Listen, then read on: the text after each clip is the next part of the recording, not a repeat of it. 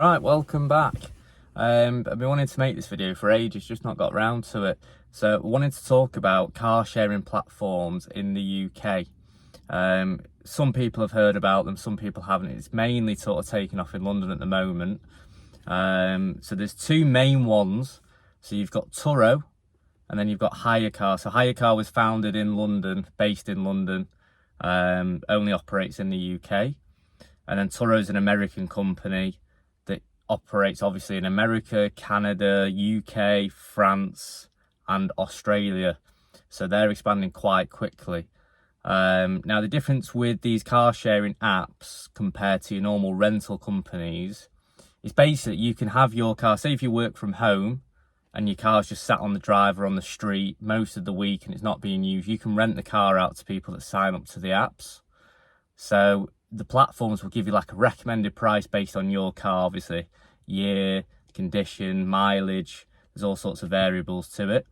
And then you can attract people with a good description, good pictures. Some of the cars have stickers to say it's up for rent, that helps. And then obviously location wise does really make a difference. So anything near train stations, airports, city centres, anywhere that's difficult to park. So one of the big advantages of the car sharing apps is basically you're dealing with the car owner directly. So obviously car rental companies usually close 5-6 p.m, whereas the car sharing platforms, the advantage of those is basically after hours. So and you can email people 10-11 o'clock at night. People will basically message you through the app. Obviously it's up to you when you get back to them, but it's, you know, the ideal thing is it does measure you like response rate. So that's one of the measurements that the apps uses to be a good host. So Turo have a thing called like a power host. I think you need to complete at least 10 trips, and then there's certain measurements of your ratings from customers, time to respond, if you're accepting all the bookings. There's two sort of options you can do. So you can either have instant bookings turned on. So as soon as someone books it online, it just goes straight through, the car's then reserved. Or they can basically set it for you have to sort of approve it. I think Turo actually have recently stopped that, and basically if a car's available, then as soon as a customer books, it's booked. Obviously you can cancel them, but again, that's one of the measurements used. So if you're cancelling off, it will show in like your reviews as well that you've been cancelling any reservations, so that can go against you basically. In terms of pickup of the car, so the customer will book it, obviously it'll say the date and time. Sometimes they will arrive early or late. Both apps, obviously the main one that people use is just a regular key handover. So the idea is the car's parked on your drive or around the corner on the street, and then basically you have to meet them at the time. They'll let you know obviously when they're on the way. You have to meet them, walk around the car, maybe show them a few things, give them the keys, and it's the same when they come back. So it's a little bit inconvenient. So obviously if you're not there, you're going to have to get someone else in the household or a friend to go and meet the person that's picking up the car. If they want to come back like a few hours early and you're obviously out or working, it's a little bit difficult. Now, one of the advantages of Hiyacar, they actually have an app.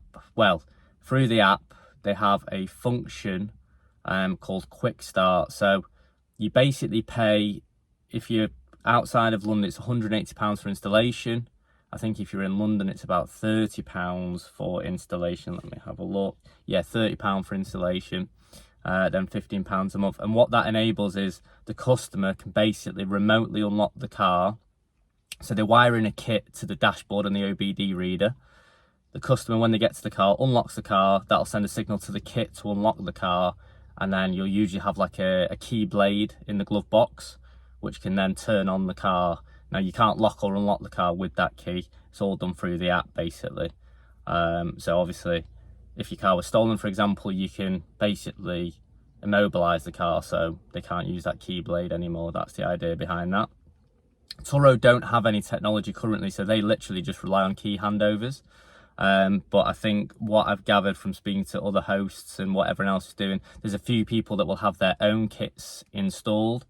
In Australia, there's actually a big platform. Uber have launched Uber Car Share, and what a lot of those cars have is basically they have a lockbox on the window. It's not ideal. So there's a lockbox hanging on the window.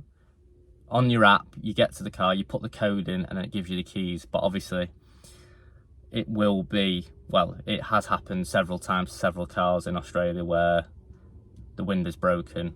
They take the lockbox, eventually get in and get the key, and they will steal the car. I think Uber are also transitioning to like a Bluetooth technology. So again, a kit that will link into the central locking system and the OBD port of the car. So you can remotely unlock it from your app. So there's several different technologies out there. Again, you can use third-party ones. So we're just trying to trial at the moment in one of our cars, one of the remote unlocking kits. So it's actually from a European supplier. And then basically you can install it yourself, or you can go to like an auto electrician, they'll put it in for you. But yeah, it's quite early on in terms of the kits available. So it's just down to yourself which way you prefer. So the big one that we sort of people get interested about is the fees and how much the platforms take. So they've got a similar structure, to be honest. So Turo in the UK, and again, it varies by country. So in Australia, like Turo have a different pricing plan, or they call them protection plans. So in the UK, Turo have got two different programs basically. So they call them by the numbers which represent the percentage. So they have a 65 program and a 75 program.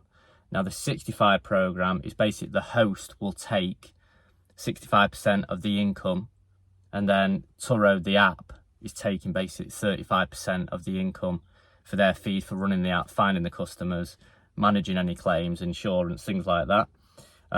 On that program, so if you make a claim on the insurance, there's no excess. You've got like a loss of earnings up to £300 if the car's damaged. And also you can get a courtesy car up to the value of £350 if the repairs take longer than 3 days. The other one which we do, so the 75 plan, is the host will take 75%, Turo takes 25%. You've got an excess for claims of £250. There's no loss of earning protection, and there's no courtesy car. In regards to Hiyacar's sort of fees and commission, so again, similar level. So the platform will take 30%, the host takes 70%.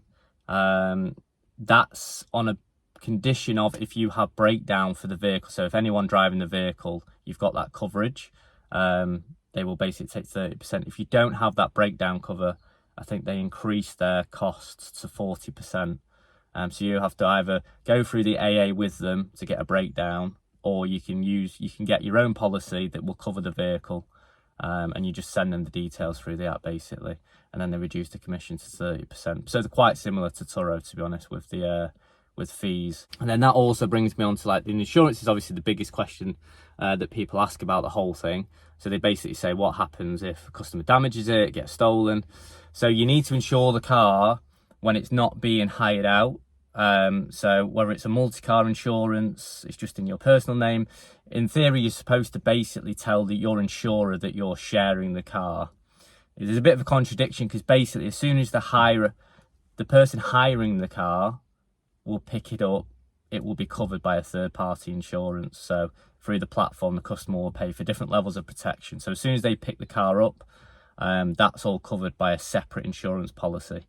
So yeah, it's just basically basic insurance that you need for when it's parked up, or obviously you're using it yourself. So that's the big one really, and one of the boundaries that obviously people come up against, but you just got to remember that it will be covered when people do take it out for their journey basically. So I'd say in summary, the better one at the moment is probably Turo, just because I think they have a lot bigger marketing spend. A lot more people seem to be aware of Turo internationally.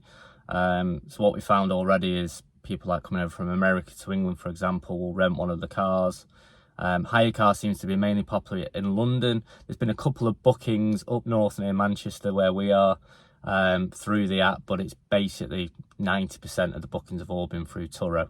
I think, yeah, they just seem to have a better popularity. The app is quite nice to use from both sides as a host, and when you're renting the vehicle, the fees are a little bit high, but obviously you've got to cover the costs of infrastructure and what they're doing and all the processes they're implementing. But yeah, it's worth checking out. The main problem as well, that like the hurdle that we get is when we sort of say to people about would you sort of rent your car out, is obviously people are personally attached. I've rented my personal car out, and you do worry about the person renting it, whether they'll look after it. It is just like a mental block that you have. The ideal situation is you buy a car that you know that you're going to share, and then you rent it out, you're less attached, and then also you can obviously rent it out when you're not using it, and in between the gaps when it's not rented out, you can just use it for your personal use. I think that's the ideal situation. I will make another video of some of the sort of money that you can generate from it. So yeah, check that out, and I'll see you soon.